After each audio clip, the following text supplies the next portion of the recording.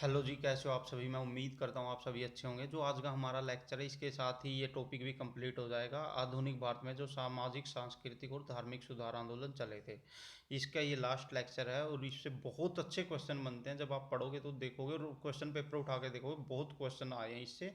और अलग अलग धर्मों के जो जो सुधार आंदोलन हुए, मैं उनके बारे आज कंप्लीट कर दूंगा। तो शुरू करते हैं आज का लेक्चर। सबसे पहले पिक देख लीजिए, the grand old man of India. इन्हीं के नाम पे ये पहला जो आज की स्लाइड है ये मैंने बनाई है। बहुत इंपॉर्टेंट है ये पर्सनैलिटी।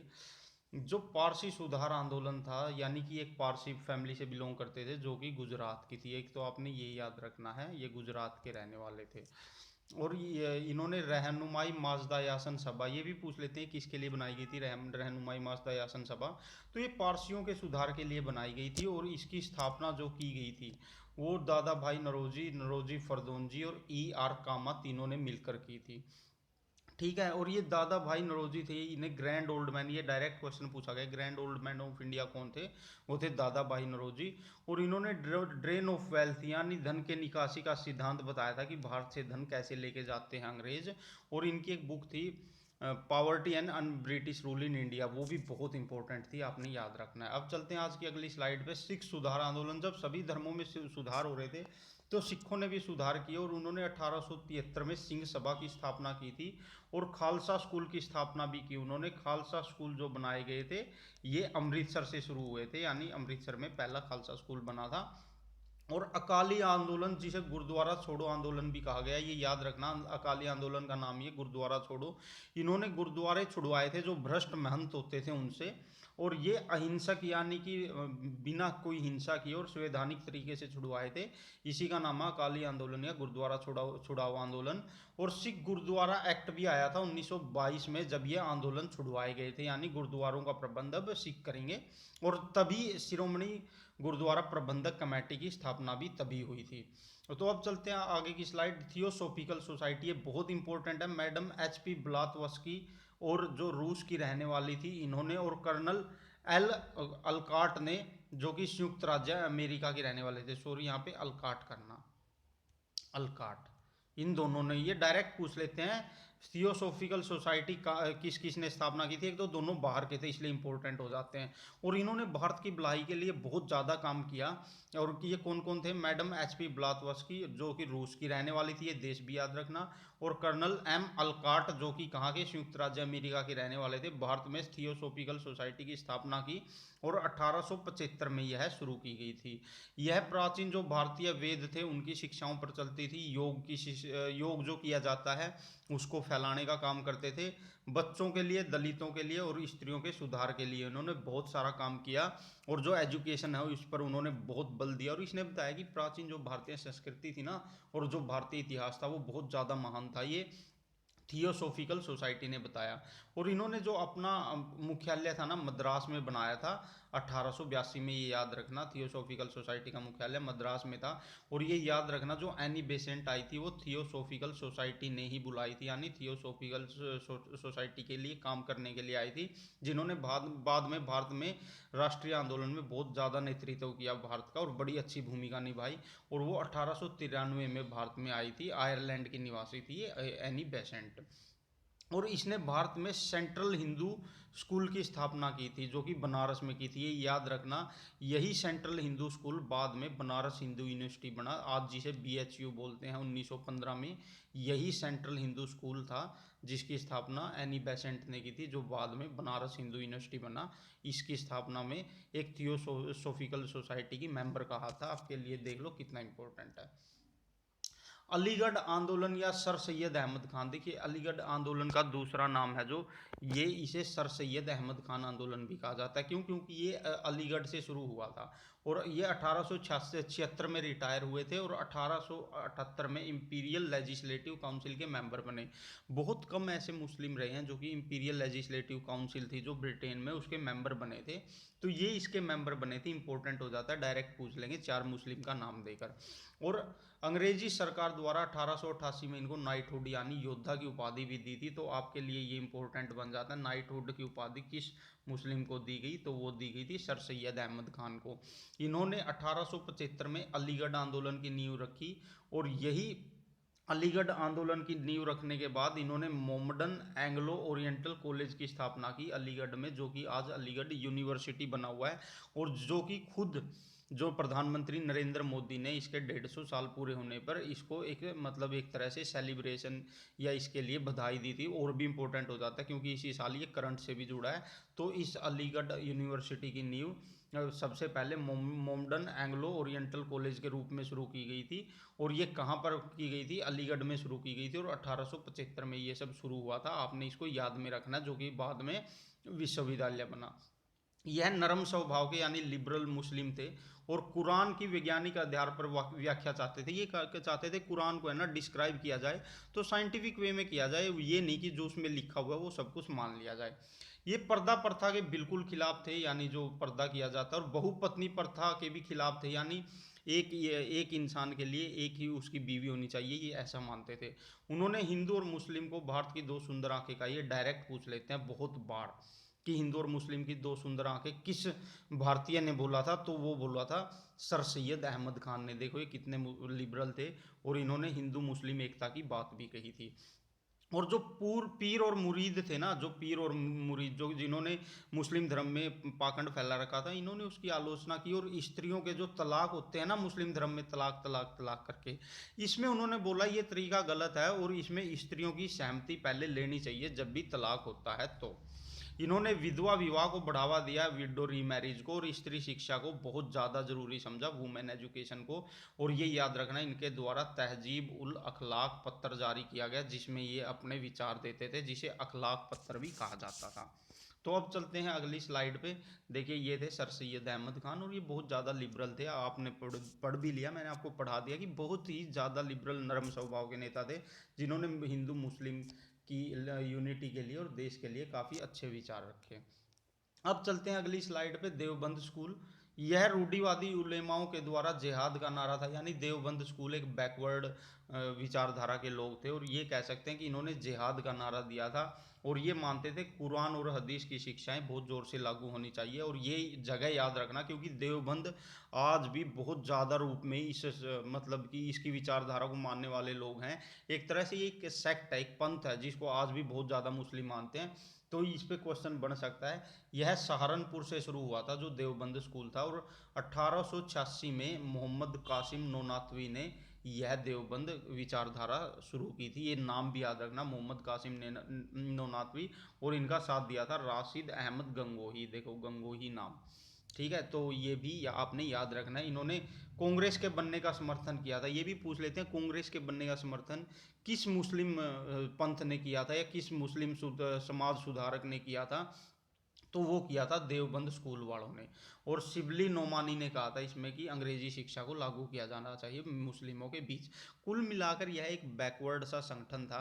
लेकिन इसकी दो तीन बातें आपने याद रखनी है। एक तो सहारनपुर में शुरू हुआ था, और आज भी बहुत ज़्यादा इसको फॉलो करते हैं। एक इसकी स्थापना मोहम्मद कासिम नोनातवी के द्वारा की गई, और जिहाद और कुरान और हदीस की शिक्षाओं का इसने बहुत जोर शोर से समर्थन किया, और कांग्रेस के बनने का इन्होंने समर्थन किया था। वहाबी आंदोलन था जो है पाश्चात्य प्रभावों के विरुद्ध चलाया गया। वहाबी आंदोलन भी एक बैकवर्ड मतलब पंथ था, और इसका नाम याद रखना वली उल्लाह के द्वारा यह चलाया गया था। वहाबी के बारे हम पहले भी पढ़ चुके हैं। और जो सॉरी अमित शाह नहीं, ये गलत टाइप हो गया, अली शाह वली उल्लाह के विचारों को फॉलो किया गया। लेकिन अगर ये आ जाए वहाबी आंदोलन किसने चलाया था, यह काम सैयद अहमद बरेलवी के द्वारा। तो सैयद अहमद बरेलवी ने ही वहाबी आंदोलन चलाया था, याद रखना। अगर ये आ जाए किसने इसकी स्थापना की, तो ये सैयद अहमद बरेलवी ने की थी। और विचार पूछ लें तो शाह वली उल्लाह के विचारों को ये फॉलो करते थे, और अब्दुल अजीज ने इसका साथ दिया था। इस आंदोलन का जो लक्ष्य था दारुल हरब यानी काफिरों के देश से दारुल इस्लाम यानी इस्लाम के देश में भारत को बनाना लक्ष्य था, और इसका पटना केंद्र था। ये डायरेक्ट पूछ लेंगे। सिर्फ एकमात्र ऐसा कौन सा आंदोलन था जिसने दारुल हरब यानी काफिरों के देश से दारुल इस्लाम में भारत को बनाने का लक्ष्य रखा, यानी इस्लाम का देश बनाने का लक्ष्य रखा? तो ये रखा था वहाबी आंदोलन ने, बहुत इंपॉर्टेंट है। और पटना इसका केंद्र था, और यही लक्ष्य रखा था औरंगजेब ने। एक तरह से बैकवर्ड पिछड़ी हुई और कट्टर मानसिक विचारधारा का यह आंदोलन था, ये कह सकते हैं। टीटू मीर निसार अली द्वारा यह आंदोलन शुरू किया गया, जिसे टीटू मीर आंदोलन भी कहा जाता सॉरी। और टीटू मीर की मृत्यु हो गई थी 1861 में एक झड़प में इनकी मृत्यु हो गई थी। फ्राइजी आंदोलन, यह भी बहुत इंपॉर्टेंट बंगाल का आंदोलन है। 1818 में शरीयत उल्लाह द्वारा बंगाल में फ्राइजी आंदोलन शुरू किया गया और इसने जो मुसलमानों के साथ भेदभाव हो रहा था उसको ख़त्म करने के लिए इसने मांग रखी कि ये भेदभाव ख़त्म होना चाहिए। और 1862 में जो ये थे फ्राइजी आंदोलन को चलाने वाले शरीयत उल्लाह, ये मारे गए थे। और 1889 में मिर्ज़ा गुलाम अहमद द्वारा, पंजाब के रहने वाले थे, उनके द्वारा अहमदिया आंदोलन चलाया गया था। ये बहुत इंपॉर्टेंट है, इस पे बहुत बार क्वेश्चन आ चुके हैं क्योंकि ये बहुत ही लिबरल आंदोलन था और इसने पंजाब में एक मेलजोल वाली संस्कृति को बढ़ावा दिया। कि जो अहमदिया आंदोलन था वो किसके द्वारा चलाया गया? मिर्ज़ा गुलाम अहमद के द्वारा चलाया गया। आप ऐसे भी याद रख सकते हैं, इसका पीछे का सबसे पीछे का नाम अहमद है, तो इसके द्वारा अहमदिया आंदोलन चलाया गया और पूरा नाम था मिर्ज़ा गुलाम अहमद। और 1889 में यह चलाया गया। ये भी याद रखना है, ये इन्होंने खुद को हजरत का अवतार बताया था। मोहम्मद हजरत थे जो पैगंबर थे, मोहम्मद हजरत, उनको उनका अवतार बताने वाले सिर्फ एक ही आधुनिक मुस्लिम थिंकर हुए हैं, उनका नाम है मिर्ज़ा गुलाम अहमद। तो ये इंपॉर्टेंट बन जाता है, आपसे डायरेक्ट पूछ लेंगे खुद को पैगंबर हजरत मोहम्मद का अवतार बताने वाले कौन थे, तो वो थे मिर्ज़ा गुलाम अहमद, और जिसने अहमदिया आंदोलन चलाया था। और ये पंजाब में चलाया गया था, कहाँ पर? गुरदासपुर में चलाया गया था। और जो इसका मेन सेंटर था ये कादिया था, ये जगह भी आपने याद रखना है। इन्होंने नैतिकता की मांग की, यानी कि जो कोई गलत काम करता है उसका विरोध किया, और शांति की मांग की, हिंदू मुस्लिम एकता की भी इन्होंने बात की। बहुत ही लिबरल आंदोलन था ये। इसने ये कहा था कि भाईचारा बना के रखो, और मॉडर्न शिक्षा, पाश्चात्य शिक्षा को बढ़ावा दिया था, और जिहाद बंद करने की, जिहाद विरोधी यानी जिहाद गलत है ये बोला था अहमदिया आंदोलन ने। और जो इसकी पुस्तक थी वो बहरीन ए अहमदिया, ये इसने अपनी पुस्तक लिखी थी, आपने इसको याद रखना है। अब चलते हैं अगली स्लाइड पर। एमजी राणा डे थे और रघुनाथ राव द्वारा इंडियन सोशल कॉन्फ्रेंस की स्थापना की गई। ये बहुत इंपॉर्टेंट है, क्यों मैं बताता हूँ। 1887 में यह स्थापना की गई थी और ये कांग्रेस की सामाजिक शाखा थी। कांग्रेस की एक ही इससे अलग शाखा थी, यानी देख लो कांग्रेस ने और कोई शाखा नहीं बनाई थी, और उसी का नाम था इंडियन सोशल कॉन्फ्रेंस, जो कि सोसाइटी के भलाई के लिए काम करती थी। और इसकी स्थापना भी याद रखना एमजी राणा डे और रघुनाथ राव द्वारा की गई थी। और इसकी मीटिंग कांग्रेस की मीटिंग के जस्ट बाद होती थी, जहाँ पे कांग्रेस की मीटिंग होती थी उसके बाद इसकी भी वही मीटिंग होती थी और उसी के पंडाल में होती थी। ये भी पूछ लेंगे कांग्रेस की मीटिंग के बाद किसकी मीटिंग होती थी? इंडियन सोशल कॉन्फ्रेंस की। देव समाज की स्थापना शिव नारायण अग्निहोत्री द्वारा लाहौर में की गई 1827 में। सेवा सदन की स्थापना जीएम मालाबारी द्वारा हुई और इसने बाल विवाह के विरुद्ध इतनी मजबूती से उठाई आवाज़, किसी के प्रयास से age of consent act pass हुआ। एज ऑफ कंसेंट एक्ट में 14 साल लड़कियों की और 18 साल लड़कों की कम से कम उम्र बताई गई थी शादी के लिए। ये इसी सेवा सदन की स्थापना करने वाले जीएम मालाबारी के प्रयासों से हुआ था। थियोसॉफिकल सोसाइटी, आर्य समाज और रामकृष्ण का मिशन का विरोध करने के लिए एक पिछड़े संगठन धर्म महामंडल की स्थापना हुई। ये तीनों एडवांस संगठन थे, थियोसॉफिकल सोसाइटी, आर्य समाज और रामकृष्ण। तो इनका विरोध करने के लिए एक बहुत ही पिछड़े संगठन का मतलब निर्माण किया गया था, तो वो था भारत धर्म महामंडल। ये आपने याद रखना है, बहुत इंपॉर्टेंट है, ये मेन इंपॉर्टेंट संगठन थे और इनका विरोध एकमात्र इसी संगठन ने किया था, तो हमारे लिए इंपॉर्टेंट हो जाता है। राधा स्वामी आंदोलन की शुरुआत, जो कि डेरा ब्यास है, बहुत ज़्यादा प्रसिद्ध है और जिनका काफ़ी मान सम्मान है, आपको भी पता है। तो ये जो राधा स्वामी आंदोलन की जो शुरुआत हुई थी 1861 में आगरा के बैंकर तुलसी राम द्वारा की गई थी। और आपने याद रखना है बाद में इन्होंने अपना नाम शिवदयाल साहब रख लिया था, जो तुलसी राम बैंकर जी थे। अब चलते हैं अगली स्लाइड पर। अब ये जो दलितों को लेकर जो आंदोलन हुए, ये अब उसमें आएंगे। मंदिर प्रवेश आंदोलन हुआ था 1924 में केपी केशव द्वारा। इस पे अभी प्रधानमंत्री नरेंद्र मोदी ने भी बहुत अच्छा ट्वीट किया था, तो इम्पोर्टेंट है। तो मंदिर प्रवेश आंदोलन दलितों के लिए किया गया था ताकि उनका मंदिर में प्रवेश हो, और इसको लीड किया था केपी केशव द्वारा। याद रखना, ये जो संसद टीवी है उस पे भी इसको लेकर एक प्रोग्राम पेश किया गया था, तो आप समझ सकते हैं सरकार की तरफ से ये कितना इम्पोर्टेंट है। और इसका नाम वाइकोम सत्याग्रह भी है। डायरेक्ट पूछ लेंगे मंदिर प्रवेश आंदोलन का दूसरा नाम क्या है, तो वाइकोम सत्याग्रह या वाइकोम सत्याग्रह किस आंदोलन का नाम है, तो वो है मंदिर प्रवेश आंदोलन का नाम।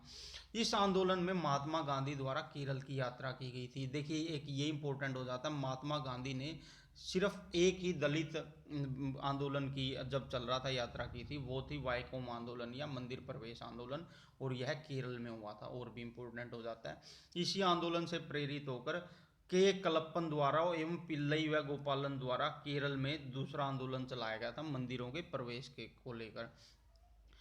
फिर मैंने आपको एक बात बताया था, तीन राजाओं ने दलितों के लिए मतलब खुद बहुत अच्छे काम किए। जो एक तो था त्रावणकोर का राजा, एक था देवास का राजा और एक इंदौर का राजा। ये देखिए केरल में 1936 में त्रावणकोर के राजा द्वारा मंदिर के दरवाजे सभी जातियों के लिए खोल दिए गए। ये डायरेक्ट पूछ लेंगे कि ऐसा कौन सा राजा था जिसने अपने राज्य में मंदिर के दरवाजे सभी जातियों के लिए खोल दिए और दलितों के भलाई के लिए काम किए, तो वो थे चार राजा में का ऑप्शन दे देंगे, तो आपने लगाना है त्रावणकोर का राजा। ये आंसर होगा त्रावणकोर का राजा।